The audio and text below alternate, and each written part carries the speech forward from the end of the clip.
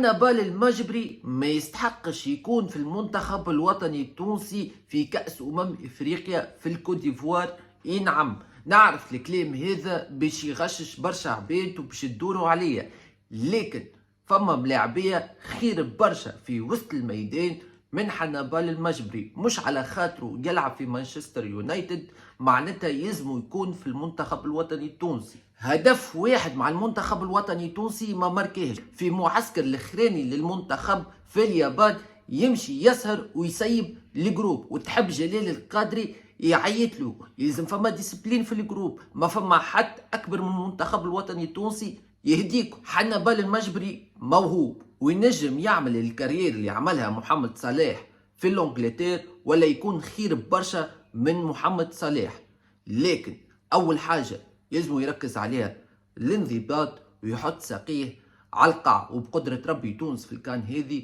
اقل حاجه باش توصل باذن الله للفينال.